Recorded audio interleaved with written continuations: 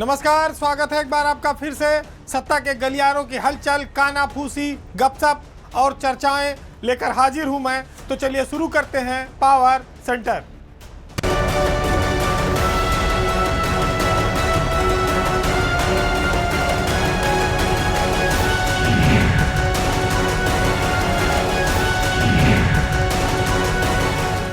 उत्तर प्रदेश की bureaucracy football के उस मैदान की तरह है जहां गेंद एक बार विपक्ष के पाले में चली जाती है तो एक बार खिलाड़ी के पैर के पास चली जाती है।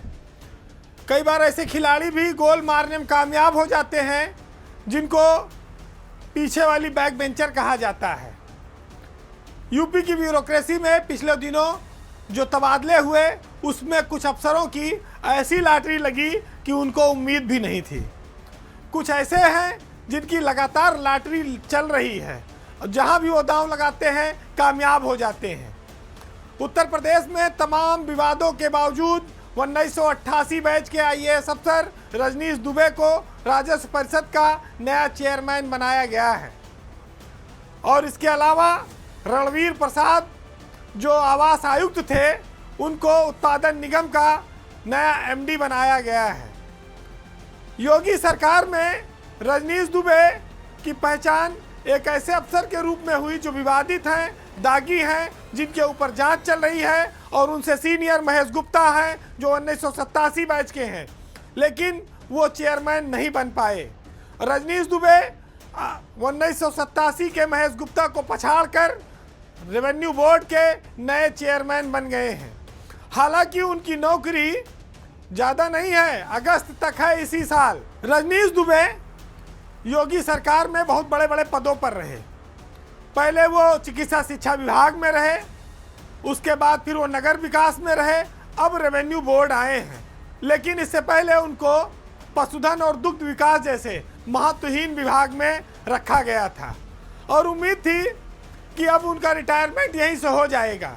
लेकिन देखिए, सब किस्मत की बात है, जुगाड़ की बात है। तो उनको आखिर में मुख्य सचिव के बराबर का पद, जो चीफ सेक्रेटरी है और उसके बाद रेवेन्यू बोर्ड का जो चेयरमैन है, ये दोनों पद बराबर माने जाते हैं और अधिकार भी काफ़ी हैं, मौका भी काफ़ी है।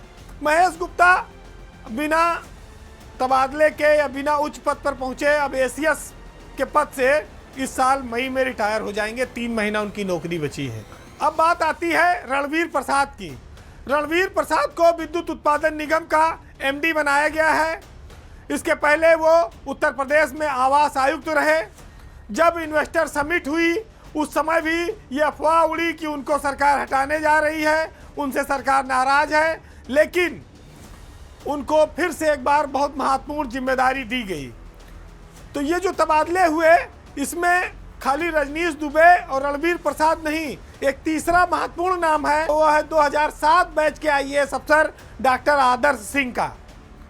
डॉक्टर आदर्श सिंह को बहुत बड़ा पद दिया गया है और कहा जाए तो आदर्श सिंह पर सरकार की मेहरबानी लगातार जारी है। वो कैसे? जब वो बाराबंकी के डीएम थे तब वो बिना सचिव रैंक में प्रमोट हुए प्रभारी कमिश्नर बनाए गए थे। प्रभारी कमिश्नर झांसी मंडल के रहे। 1 साल बाद ही उन्हें झांसी से हटाकर उत्तर प्रदेश का नया आबकारी आयुक्त बनाया गया है। यूपी में आबकारी सरकार को सबसे ज़्यादा रेवेन्यू देता है, तो ऐसे में डॉक्टर आदर्श सिंह पर सरकार की ये मेहरबानी बड़े आश्चर्य में डालती है कि अब पहले उन्हें प्रभारी कमिश्नर बनाया, फिर 1 साल के भीतर ही उन्हें आबकारी आयुक्त बना दिया गया। वैसे तो वो एमबीबीएस डॉक्टर हैं और पहले तो मरीज की नब्ज चेक करते थे, आजकल लगता है कि सरकार की भी नब्ज उन्होंने चेक भी कर ली है और दबा भी रखी है। तो इसी वजह से ब्यूरोक्रेसी के अफसरों को लगातार इनाम पर इनाम मिलता जा रहा है। सबकी किस्मत रजनीश दुबे, रणवीर प्रसाद और आदर्श सिंह जैसी नहीं है।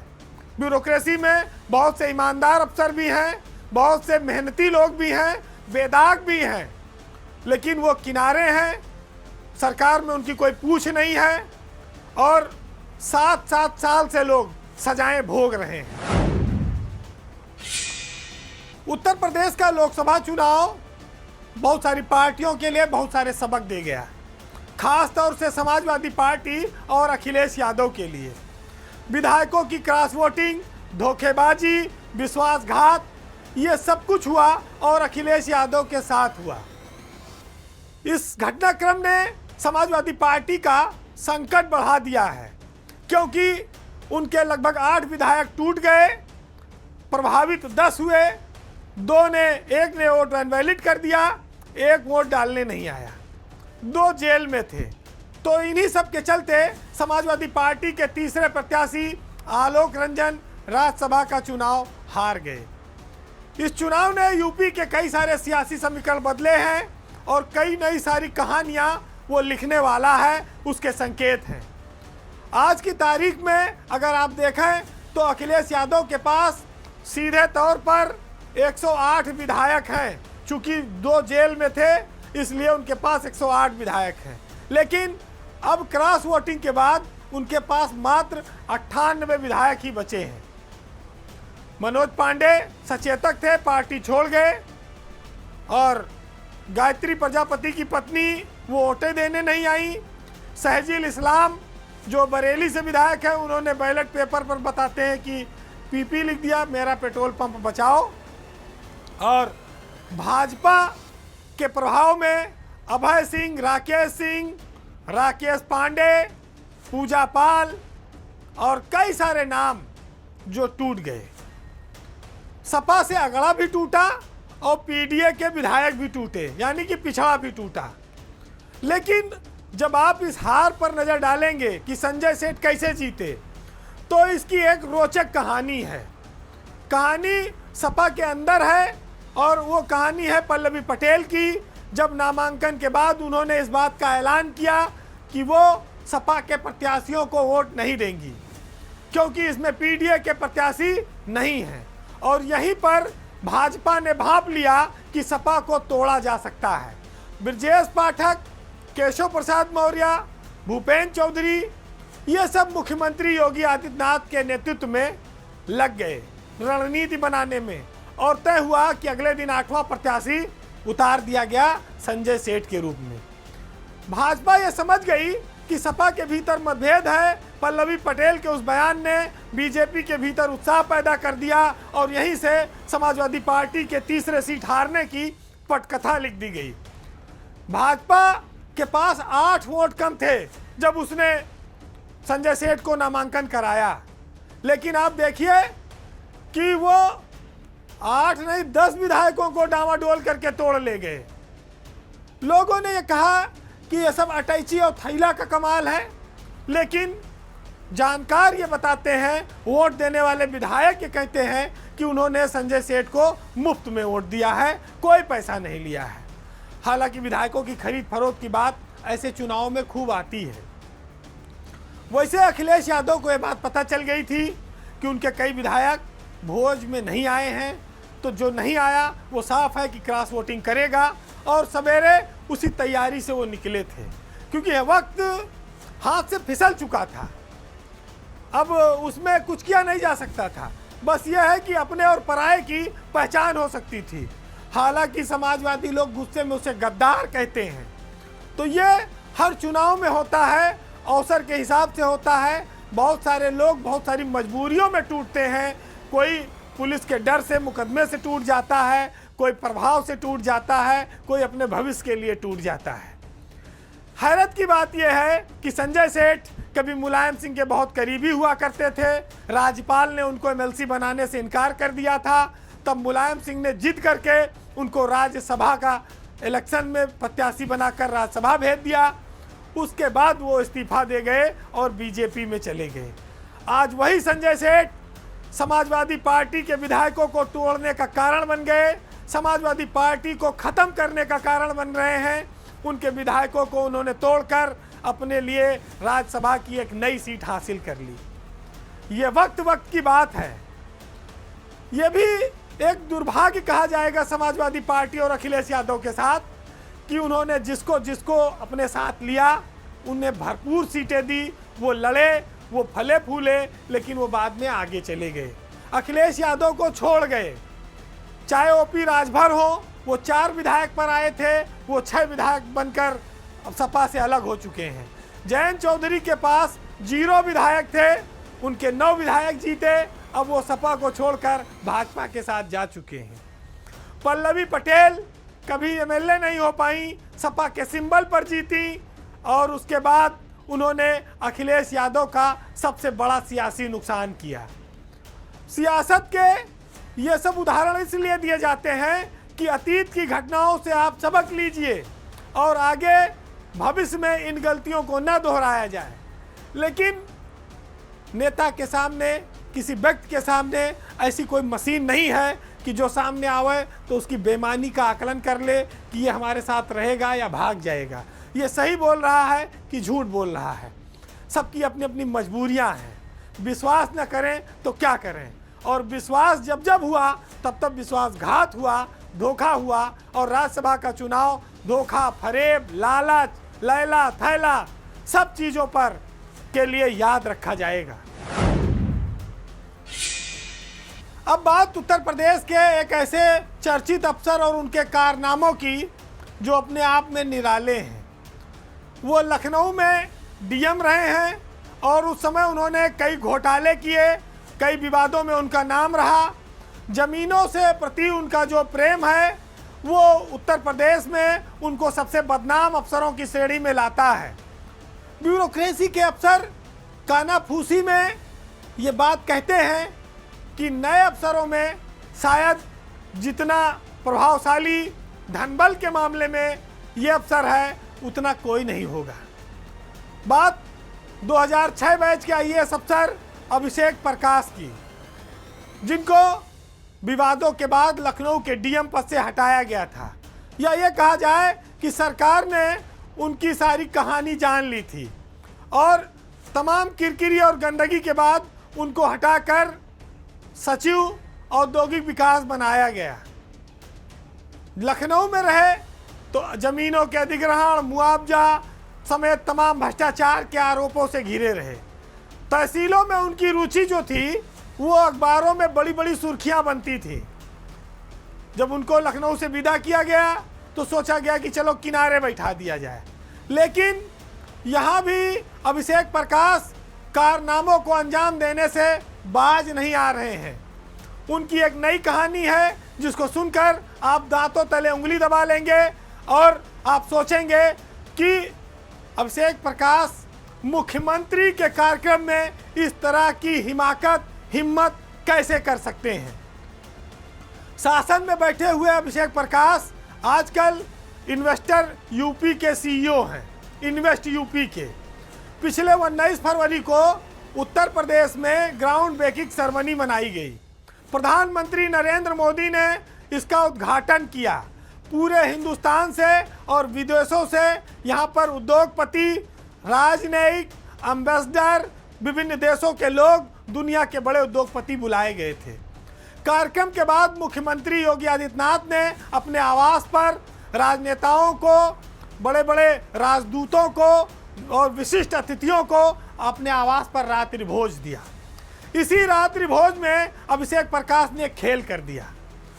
उन्होंने अपने चहेते दोस्तों को सीएम आवास में बिना अनुमति के अवैध तरीके से एंट्री दिला दी, जहां पर उद्योगपतियों से वो लोग अपना मेलजोल बढ़ा रहे थे। डिनर की टेबल पर बैठे थे, आदान प्रदान चल रहा था बातचीत का। उसी में इनके कुछ दोस्तों की पहचान हो गई। जब पहचान हुई तो ये पता किया गया कि आप यहाँ कैसे। उनको टेबल से उठाकर भगाया गया, बाहर किया गया और ये पता किया गया कि इन लोगों की एंट्री किसने कराई थी। तो पता चला कि दोस्ती बहुत गहरी है अभिषेक प्रकाश के साथ और उन्होंने मुख्यमंत्री के कार्यक्रम की, मुख्यमंत्री के प्रोटोकॉल की, इतने बड़े कार्यक्रम के सम्मान की कोई परवाह नहीं की और फोटोबाज अपने मित्रों को मुख्यमंत्री आवास में उद्योगपतियों के डिनर में अवैध ढंग से घुसवा दिया। सीएम आवास पर इतना वीवीआईपी कार्यक्रम, वो तो मामला निपट जाता, लोग अंदर जाके खा पी के मिल मिलाप करके फोटो खिंचवा के लौट आते। लेकिन मुख्यमंत्री आवास के स्टाफ ने उन लोगों को पहचान लिया और उन्हें खाने की मेज से उठाकर बाहर किया गया। तो ये जो लोग समाज सेवी के रूप में, बिचौलिए के रूप में प्रसिद्ध हैं और मुख्यमंत्री आवास तक में जिनको ऐसे एंट्री मिल जाती है, ऐसे अफसरों के रहते सरकार की साख पर बट्टा नहीं लगेगा तो क्या होगा। पूरे ब्यूरोक्रेसी में इसको लेके चर्चा है कि कोई इतनी हिम्मत कैसे कर सकता है। इतने वीवीआईपी प्रोग्राम में सरकार की पूरी साख लगी हुई है, लाखों करोड़ के इन्वेस्टर यहाँ पर आए हुए हैं, बड़े बड़े उद्योगपति। वहाँ पर एक अफसर अपनी हिमाकत से, अपनी हरकत से पूरे सरकार की नाक कटवाने पे लगा है। अभिषेक प्रकाश एक समय में योगी सरकार के बड़े दुलारे थे, लेकिन लखनऊ के डीएम रहते कोई ऐसा कर्म नहीं बचा जो उन्होंने अंजाम न दे दिया हो। भ्रष्टाचार और अपने चहेतों के लिए वो यहाँ भी खूब बदनाम रहे। एक कानूनगो था जितेंद्र सिंह, जिसको वो कहते हैं कि अभिषेक प्रकाश का खजांची तक था। ये सब भी चर्चा रही। अब ऐसे लोग प्रधानमंत्री और मुख्यमंत्री के कार्यक्रम की गरिमा को भी तार तार करने में लगे हैं, तो उनका भगवान भला करे। लेकिन योगी सरकार को आंखें खोल लेनी चाहिए और ऐसे अफसरों के खिलाफ कार्रवाई होनी चाहिए, जांच होनी चाहिए कि आखिर वो इतनी हिम्मत कैसे कर लेते हैं कि किसी भी अनजान आदमी को, जिसको इनविटेशन नहीं है, इतने वीवीआईपी प्रोग्राम में कोई घटनाक्रम हो जाए तो इसकी जिम्मेदारी कौन लेगा। अब बात उत्तर प्रदेश की ब्यूरोक्रेसी की एक ऐसी खबर की जिसको आप सुनेंगे तो ये सोचेंगे कि कभी आदमी को अपने वक्त पर अहंकार नहीं करना चाहिए। एक वक्त था जब साहब के सितारे बहुत बुलंदी पर हुआ करते थे, वो किसी को कुछ समझते नहीं थे। अपने मंत्री तक से भी वो सीधे पंगा लिए हुए थे, मीटिंगों में भी झगड़ा करके चले आते थे। लेकिन अचानक से वो जमीन पर गिर पड़े, या ये कहिए कि उनके दुर्दिन शुरू हो गए हैं। साहब एकदम अकेले हो गए, जो लाव लश्कर था सब किनारे हो गया, उनकी सारी हेकड़ी खत्म हो गई, अहंकार चला गया, बेइज्जती ऊपर से हो रही है। बात 1991 बैच के आईएएस अफसर हैं बाबूलाल मीणा की। बाबूलाल मीणा सहकारिता विभाग के प्रमुख सचिव और निबंधक दोनों पदों पर थे। लेकिन पिछले कुछ समय से ये खबरें आ रही थी कि उनकी अपने मंत्री के साथ अनबन चल रही है।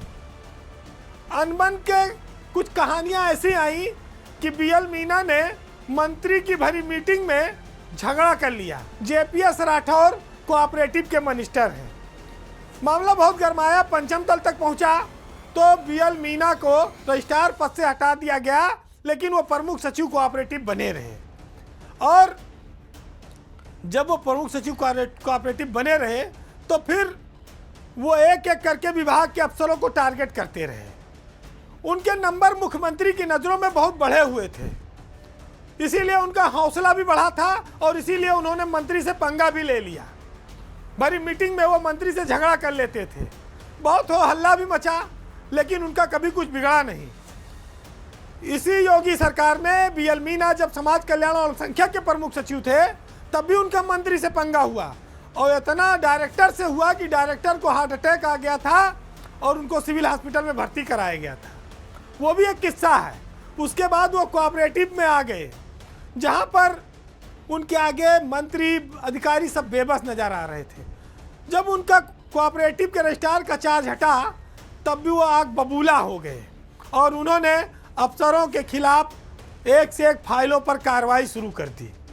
मंत्री के जो भी निकट थे, चहेते थे, उनको एक एक करके वो निपटाने में लगे रहे।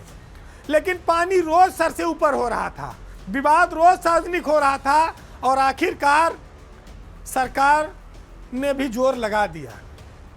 जोर इसलिए आप कह सकते हैं कि अभी जो पिछले दिनों राज्यसभा का चुनाव हुआ और जेपीएस राठौर ने मुख्यमंत्री के साथ मिलकर जिस तरह से सीट जितवाई, उसका उनको इनाम मिला कि बीएल मीणा को उनके विभाग से हटा दिया गया।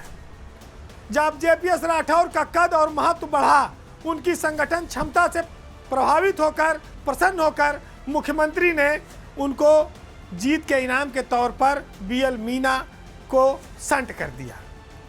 मीना को आज की तारीख में सबसे महत्वहीन विभाग में रखा गया है, उद्यान और रेशम में, और वहाँ भी उन्हें प्रमुख सचिव बनाया गया है। ऐसा नहीं है कि वो कोई फुल फ्लैज, उनके ऊपर एक एसीएस बैठे हैं। इस आदेश में भी बहुत बड़ा खेल हुआ है। बीएल मीना प्रमुख सचिव उद्यान बनाए गए और वहाँ पर एसीएस के रूप में मनोज कुमार सिंह उद्यान में एसीएस हैं और वही एपीसी भी हैं। तो बीएल मीना खाली वहाँ डाकखाना के तौर पर काम करेंगे। वो एसीएस के अंडर में प्रमुख सचिव हैं। इस बेइज्जती से वो काफ़ी और नाराज़ हैं और यही वजह है कि उन्होंने तबादले के बाद इस पद पर ज्वाइन नहीं किया। अब बात आती है कि ऐसी नौबत क्यों आई। बीएल मीना अपने आप को ईमानदार अफसर घोषित करते हैं, सरकार की नज़रों में उनकी छवि भी ठीक है, लेकिन ईमानदारी के अलावा भी बहुत सारे आरोप उन पर लगते हैं। अपने अफसरों के साथ उनका व्यवहार अच्छा नहीं है। वही हाल हुआ कि आसमान से गिरे और सीधा खजूर में भी नहीं अटके, सीधा ज़मीन पे लटके। ये सबक है ब्यूरोक्रेसी के उन अफसरों के लिए जो अपनी सीमा के बाहर जाकर पूरे विभाग को अपनी सनक से, अपनी हनक से चलाने की कोशिश करते हैं। सरकारें आपको चढ़ाएंगी भी और आपको गिराएंगी भी, लेकिन अगर आप नादान हैं तो धोखा खाएंगे, होशियार हैं तो हमेशा एक स्थिति में चलेंगे। बहरहाल मंजर भोपाली के शेर का समय हो गया है। पावर सेंटर में जाते जाते आपको सामाजिक व्यवस्थाओं पर एक व्यंग्य सुनाते हैं कि आदमी को कितना खराब लगता है, किसी को बर्दाश्त क्यों नहीं कर पाता। सुनिएगा कि सच कहूँ मुझको ये उन्वान बुरा लगता है, जुल्म सहते हुए इंसान बुरा लगता है। मेरे अल्लाह मेरी नस्लों को जिल्लत से निकाल, हाथ फैलाए हुए इंसान बुरा लगता है। और किस कदर हो गई मसरूफ ये दुनिया अपनी, एक दिन ठहरे तो मेहमान बुरा लगता है। नमस्कार।